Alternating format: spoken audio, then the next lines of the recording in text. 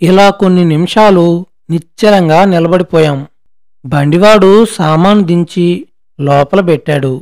మా వీధి చివర్ను పై వీధిలోనూ నన్ను గురించి మీమాంస పడ్డవారు మా గుమ్మంలోకి చకచకా వచ్చి నోట్లో చుట్ట అవతల పారేసి కాళ్ళ చెప్పులు వీధిలోనే విడిచి నాకు 4 అడుగుల దూరంలో నన్ను చూస్తూ వీధిలోనే నిలబడిపోయారు. అప్పటికి మంత్రముక్తులైన నేను, మా అమ్మ, నాన్న ఒకసారే చైతన్యం తెచ్చుకొని రానాయనా ముందు లోపలికి అంటూ తను ముందు దారి తీసింది. మా అమ్మా నాన్న అలాగే నిలబడి ఈవేళొస్తావా రేపొస్తావా అనుకుంటూ ఉన్నాం. మా వెనకనున్న జనం గుమ్మం లోపలికొచ్చి నాకు మా నాన్నకి నమస్కారం చేసి, బాబుగారు ఆ అబ్బాయి వచ్చేశారు, మీరు చాలా అదృష్టవంతులు, ఆ అబ్బాయి గారిని చూసి కలెక్టరియర్ అనుకున్నామండి, మా నూరికి బాబు కలెక్టరియర్ అయితేనా అని 4-5 ఏక కంఠంతో అన్నారు. నేను చిరునవ్వు చిందిస్తూ మాట్లాడకుండా నిలబడ్డాను. ఏదో ఈనాటికి 3 ఏళ్ల తర్వాత పరమేశ్వరుడు మమ్మల్ని అనుగ్రహించి మా వాణ్ణి క్షేమంగా, అది ఈ భయంకర యుద్ధ సమయంలో తీసుకొచ్చి మా కొప్పచెప్పాడు. ఆయన అనుగ్రహమే ఉంటే ఎప్పుడు మనకే లోటు ఉండదు. పాపం మీరేదో పనుల మీద బయలుదేరినట్టున్నారు. మా వాడు కాస్త బడలిక తీర్చుకుని స్నానపానాదులు ముగించుకుని కొంచెం విశ్రాంతి తీసుకుంటాడు.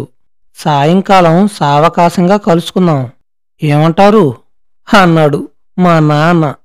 ఆయన నేర్పు, వచో నైపుణ్యము, సమయస్ఫూర్తి నన్ను ముక్తుని చేశాయి.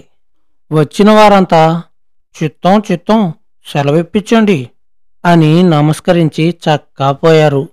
ఇంతలో మా అమ్మ లోపలికి వెళ్ళి స్నానం చేసి వేరే మడిబట్ట కట్టుకుని ముఖం నిండా పసుపు, ₹1 బొట్టుతో సాక్షాత్తు అన్నపూర్ణేశ్వరిలా, మహాలక్ష్మిలా కలకల్లాడుతూ ఆనందంతో వచ్చి నిలబడ్డది. నాయనా క్షేమంగా వచ్చావా? దారి పొడుగునా ప్రమాదాలు ఏమీ భయపెట్టలేదు కదా? అటువంటిది ఏదీ జరగదని పరమేశ్వరుడు మన యందు ఉన్నాడు అని నా దృఢ విశ్వాసం. అందుకనే స్థిరచిత్తంతో రోజులు లెక్కబెట్టుకుంటూ నీ రాకకు ఎదురు చూస్తున్నాం అన్నారు మా నాన్న. ఇంతసేపు నాకు కొంచెం దూరంలోనే నిలబడి మాట్లాడుతున్నారు. నేను మటుకు అక్కడున్న బల్ల మీద కూర్చున్నాను. అప్పుడు లేచి ఆయనకు పాదాభివందనం చేద్దాము అని అనుకుంటూ ఉంటే ఆయన నా ఊహ కనిపెట్టి, ముందు నువ్వు లేచి స్నానం చేయి నాయనా, అమ్మ నీకు అక్కడ వేడినీళ్ళు పెట్టుంటుంది, ఈ లోపున నేను నా దేవతా అర్చన ముగించుకుంటాను అని లోపలికి వెళ్ళిపోయారు. నేనొక్క క్షణం అలాగే నేను పుట్టి పెరిగిన ఆ ఇంటి గోడలను చూస్తూ కూర్చున్నాను. ఎంతసేపో తెలియలేదు. మా నాన్న దేవతా అర్చన పూర్తి కావస్తూ సూచనగా గన గంట మోగింది. నేను ఉలిక్కిపడి మైకంలో నుంచి లేచినట్టుగా లేచి నిలబడ్డాను. 3 ఏళ్ల క్రితం వరకు ఎన్నోసార్లు విన్న మంత్రపుష్పం నేను మళ్లీ మా నాన్న కంఠంలో నుండి వెలువడుతూ ఉంటే ఒళ్ళు జలధరించింది. అప్రయత్నంగా చేతులు జోడించి నిలబడ్డాను. మంత్రపుష్పం పూర్తి కాగానే స్నానానికి బట్టలు విడిచి తువ్వాలు తీసుకుని, చిన్నప్పుడు లేని అలవాటు ఇప్పుడు కొత్తగా వచ్చింది, సబ్బు కూడా తీసుకుని వంటిట్లో నుంచి వెళ్ళవచ్చునో వెళ్ళకూడదో అనే సందేహం కలిగి మా సావిడి సందులో ఉన్న సందు దగ్గర నుండి సావిట్లోకి వెళ్ళాను. 3 సంవత్సరాలుగా అలవాటైన స్నానాల గది, స్నానాల తొట్టే, దిగంబర స్నానం మర్చిపోవాల్సి వచ్చింది. ఒక్క క్షణం తటపటాయించి తువ్వాలు అక్కడున్న దండెం మీద వేసి సచేర స్నానం చేశాను. పూర్వపలవాటు జ్ఞాపకం వచ్చి తువ్వాలు తడిపి మొలకు చుట్టుకుని పంచ నీళ్ళల్లో జాడించి అక్కడే దండెం మీద ఆరవేసి లోపలికొచ్చాను. ఇంతసేపు మా అమ్మ తలుపు వార నిలబడి సమస్తం మరిచి ఈ సృష్టి అంతకు నేనే అయినట్టు ప్రాణం అంతా కళ్ళల్లో పెట్టుకుని నా కేసి చూస్తూ నా ప్రతి సంచలనం చర్య గమనిస్తూ హర్షిస్తూ ఉండిపోయింది.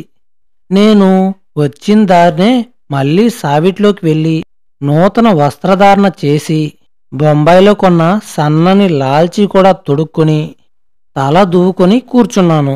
మా నాన్న భోజనానికి ఉపక్రమించినట్లున్నారు. మా అమ్మ అద్దము గంధాక్షతలు తీసుకుని నా ముందు పెట్టి, బొట్టు పెట్టుకో నాయనా, నీకు ఈవేళ రేపు కూడా ఇక్కడే భోజనం పెట్టవలసి ఉంటుంది. ఏం చేయను నాయనా, ఆ మాట ఈ పాడు నోటితో అనవలసి వచ్చింది అంటూ లోపలికి వెళ్ళి నాకు సావిట్లోనే ఒక పీట వేసి విస్తర వేసి యథాశాస్త్రీయంగా వడ్డిచ్చింది. నేను భోజనానికి కూర్చోబోతూ ఉంటే, నాయనా చొక్కా విప్పేసి కూర్చో అంది. చొక్కా విప్పబోతుంటే కొంచెం దగ్గరకు వచ్చి, యజ్ఞోపవేదం ఉన్నదా అని అతి రహస్యంగా అడిగింది. ఉన్నదని చెప్పాను. ఇటువంటి అవసరం వస్తుంది అని ఊహించి నేను ముందే జాగ్రత్త పడ్డాను. నేను విస్తర దగ్గర కూర్చున్న తర్వాత నేను పరిశిస్తానో లేదో అని మా అమ్మ గుమ్మం తలుపు దగ్గర నిలబడి చూస్తూ ఉంది. నా భోజనం అయ్యే వరకు నాకు కావలసినవన్నీ 1కి 10 సార్లు అడుగుతూ సావిడి వంటింటి మధ్య మా అమ్మ తిరుగుతూనే ఉంది. ఉత్తరాపోశానం కాగానే కన్నీటితో రుద్ధకంఠంతో, ఆ విస్తర తీసేసి వీధిలో పడే నాయనా అంది. తరువాత, నేనిక్కడ పెన్నీళ్ళు జల్లుతా, కాస్త చేత్తో రాసేయ్ బాబూ. ఎంత దురవస్థ వచ్చింది నాయనా, ఈనాడు నీ చేత ఈ పనులన్నీ చేయించవలసి వచ్చింది అని ఎంతో వాపోయింది. నేను నవ్వుతూ మెతుకులెత్తేసి విస్తరి మడుస్తూ, ఏమిటమ్మా ఇదేదో నాకు కొత్తయినట్టు అలా బాధపడతావు ఎందుకు? చిన్నప్పటి నుండి నేను బయట చేరినప్పుడు ఎన్నిసార్లు చేయలేదు ఈ పని, అలవాటు మర్చిపోలేదులే ఇంకా అన్నాను నవ్వుతూ. మర్చిపోలేదు నాయనా, ఇంకా జ్ఞాపకం ఉందిరా పిచ్చి నాయనా అంటూ లాలనగా పెదవులపై హాసం చిందిస్తూ కంటతడి పెట్టుకుంటూనే ఉంది. ఇంతలో మా నాన్న కూడా భోజనం ముగించుకుని యువతలకొచ్చాడు. ఆయన కూడా నేను కూర్చున్న బల్ల మీదనే కూర్చున్నారు. ఆయన కాళ్ళు పైన పెట్టుకున్నారు. వారికెదురుగా సాష్టాంగ నమస్కారం చేశాను. ఎందుకురా అబ్బాయి, ఇప్పుడెందుకు అన్నారు. నేను లేచి నిలబడి కంపిత గాత్రంతో, నా అపరాధాన్ని మన్నించలేరా నాన్న? చేసింది అంత అకార్యకార్యమా?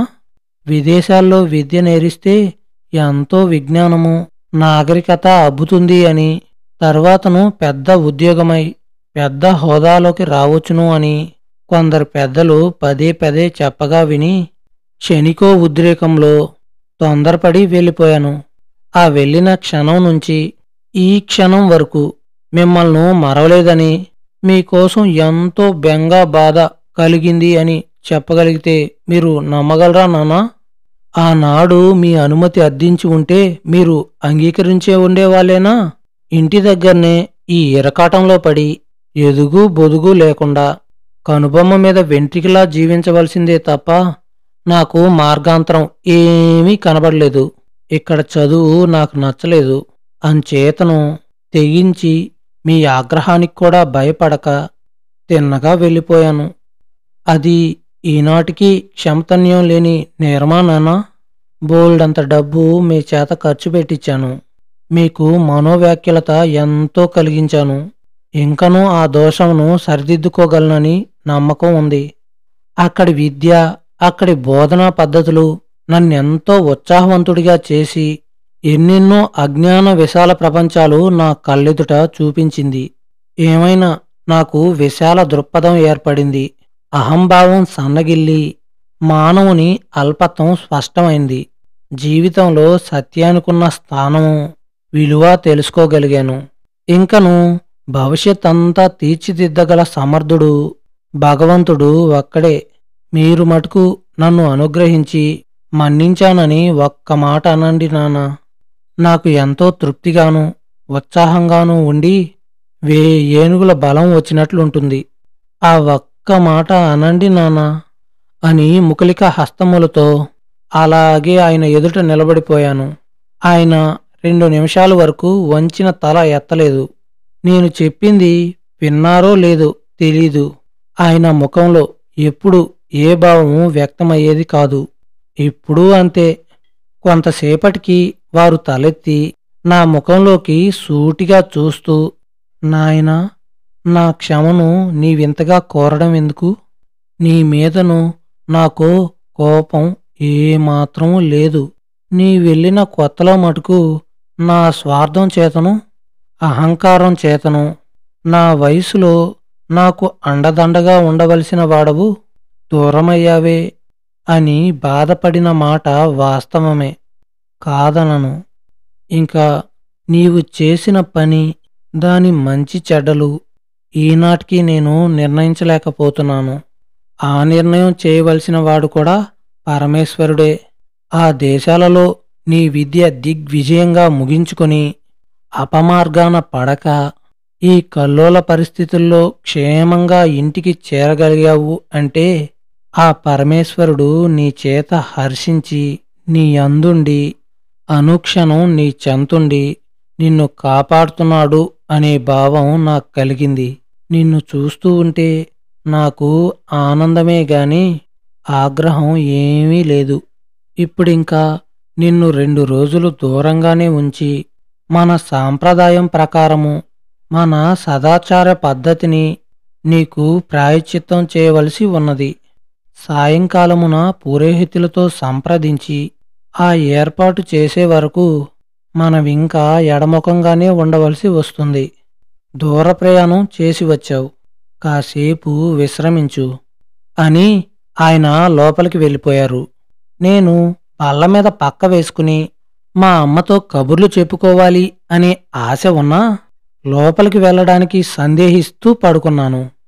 ఇక ఆ తర్వాతేమైంది అనేది తర్వాత ఎపిసోడ్లో తెలుసుకుందాం.